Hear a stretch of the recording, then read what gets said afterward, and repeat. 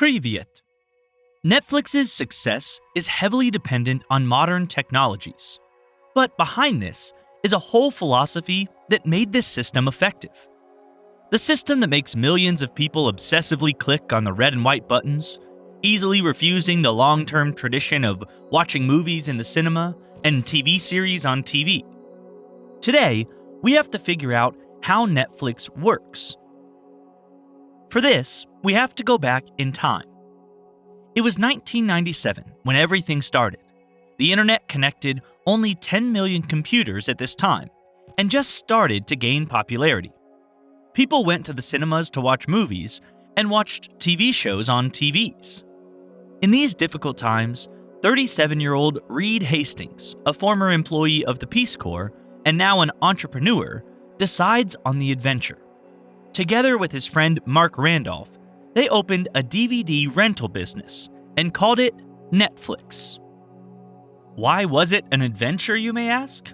Well, firstly, at this time, the Blockbuster company was solely operating on the video rental market, and they were clearly not ready to give up their position.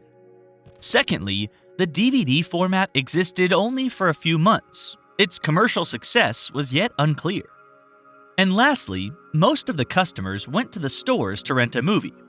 Hastings refused to follow this path and decides to work through the internet and deliver DVDs to the customers. This might seem a good solution now, but in 1997, many businessmen didn't understand this strategy.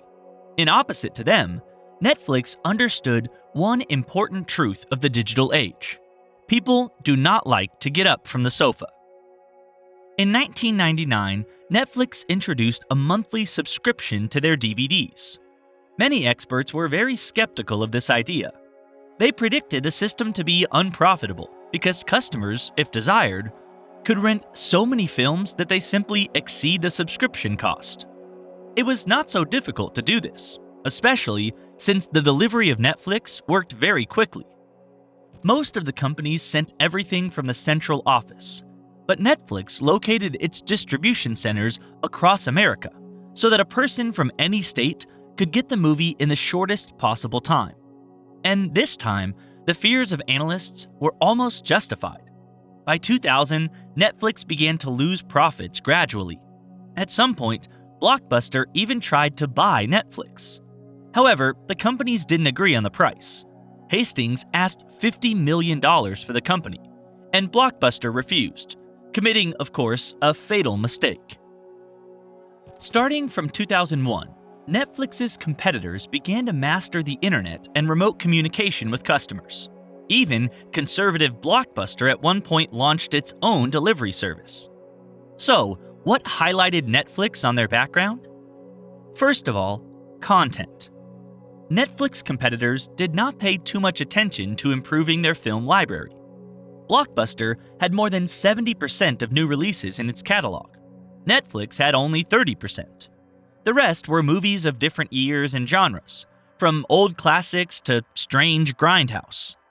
The company strived to capture any tastes, including the most specific, and constantly expanded the library of movies. In 1997, their movie catalog contained 952 pictures.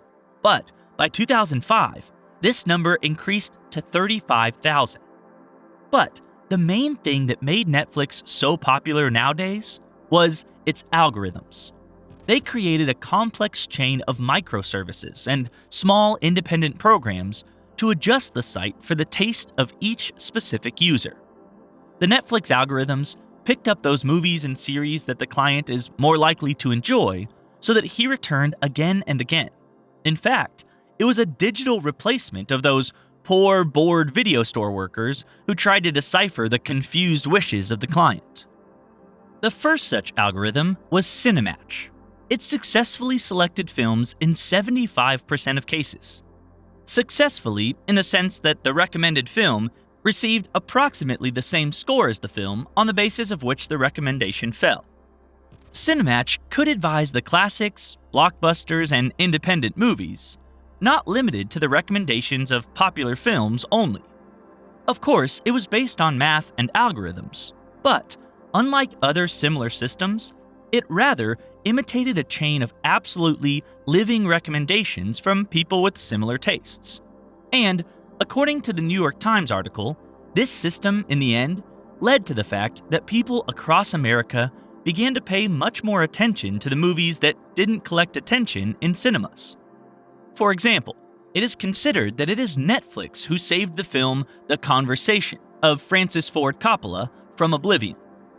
These days, Netflix algorithms became much smarter.